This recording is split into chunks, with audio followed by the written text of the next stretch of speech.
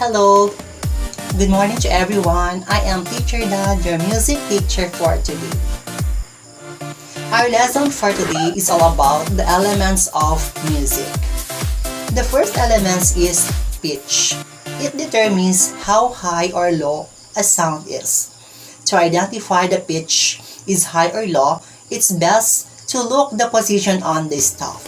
If you notice place higher on the staff, therefore produce a much higher sound. If you notice place lower on the staff, therefore then it will produce a much lower sound. The position of the notes on the staff and how it sounds can called as registers, or I may say the range of the notes. For example, this is a low pitch. And this one is the high pitch. The second element of music is melody. It is a succession of high and low sounds. It may also be described as the combination of pitch and rhythm. It is the most remembered element in a song. In a relation to the song, the melody is what we call the soloist of music.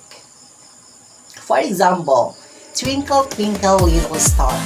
This is the melody of it.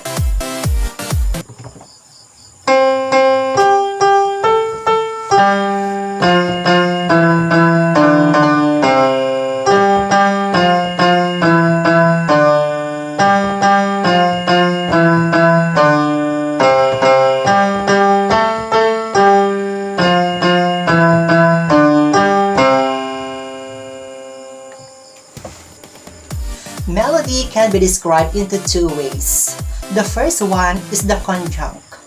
A conjunct melody is a play or sing if the notes are near each other, thus resulting to a smooth performance. For example,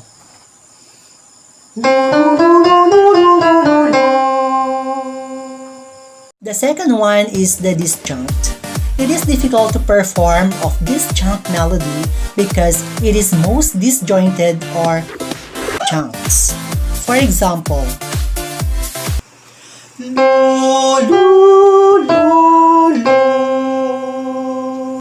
A lot of different people are confused to the difference between beat and rhythm. Also, they thought that beat and rhythm are the same. But what is the difference between the two? Let's find that out. Beat is a steady and regular pulse we hear in music. One good example is your heartbeat. Can you feel your heartbeat right now? And tell me how you feel. So, here is an example of beat. 1, 2, 3, 4. 1, 2, 3, 4. Did you hear how steady the pattern is? Rhythm. Rhythm is the actual flow of music through time. Example of rhythm is. Now, our next element is tempo. Tempo, it indicates how fast or slow a piece is to be performed. Tempo markings are also very important for us to know how fast or slow we're going to perform a particular song. Here are some examples. Largo, very slow. Adagio, slow. Andante, walking pace. Moderato, moderately. Allegro, fast. Presto, very fast. Prestissimo, very, very fast. Vivace, very fast and lively. Another element of music is harmony. Harmony supports a melody and a combination of two or more musical notes that are surrounding together. Harmony can be heard in chord. Now, let me play some example with the chords. Let's start with C major, D minor, E minor, F major, G major, A minor, B diminished, and going back to C major. Harmony can be also described in different ways. The first one is what we call as dissonance. Dissonance are harsh-sounding combination of musical notes or sounds. For example,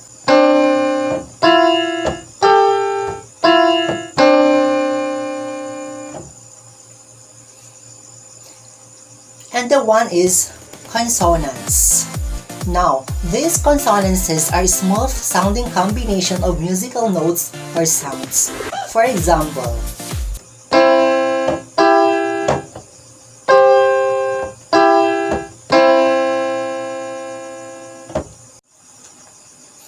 now, let's go to the texture. Texture refers to the number of layers used in composition. It may also refer to the integration of instrument used here in a particular song. For example, use your guitar, the violin, and piano, and the voice or a singer. Another important things that we need to remember about texture is that consists of three different types. We have monophonic, polyphonic, and homophonic texture. Now, let's try to identify the differences among the three. We start first with monophonic texture. It uses only one melodic line, therefore, there is no accompaniment or harmony. You will only hear is a soloist singing in a cappella without an accompaniment. The next type of texture is homophonic texture. It has two or more notes surrounding at the same time. It can be performed with a soloist and an accompaniment.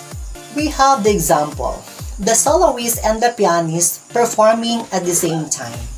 Another example is a choir or a choral, where in a soprano, the alto, the tenor, and the bass in singing at the same time.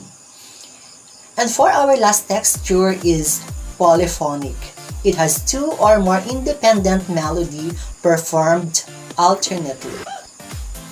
The most common example of the texture is the canon and fugue, where in melodic lines are being performed alternately and repeatedly. Now, in polyphonic texture, we have the soprano, alto, tenor, and the bass, singing one after to another, all alternate.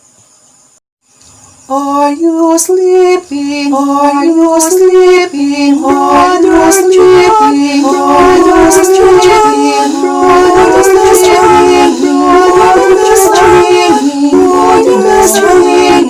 Morning bells are ringing. Morning bells are ringing. Ding dong ding. Ding dong ding. Now, let's go to the next elements in music, which is dynamics. Dynamics signifies the degree of loudness and the softness in a piece of music. In order to identify how loud or soft you perform a song, we have dynamic markings. But it also written in Italian. But when you look a musical score, you can see abbreviations. For example, we have here pianissimo, P, which means very soft or very quiet. Piano, P, soft or a quiet. Mezzo piano, MP, moderately soft, moderately quiet. Mezzo forte, MF, moderately loud.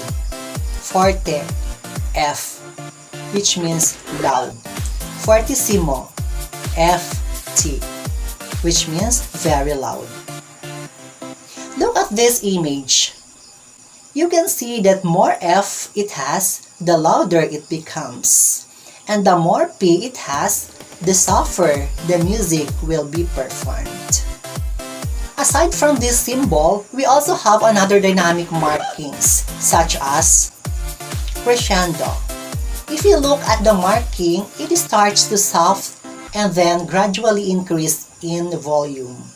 On the other hand, the crescendo, it starts loud, then suddenly decreased in volume.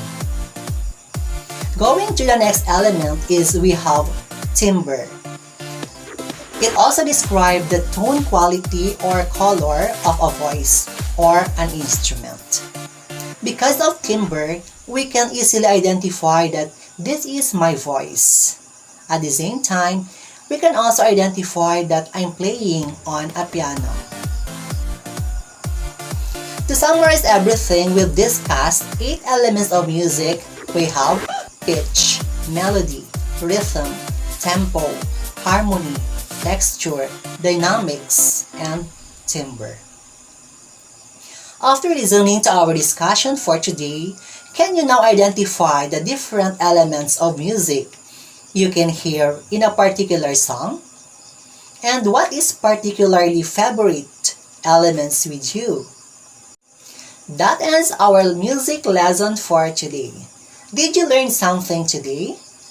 Don't forget to follow in my social media accounts, YouTube, FB page, and TikTok. Subscribe, like, and share. Goodbye!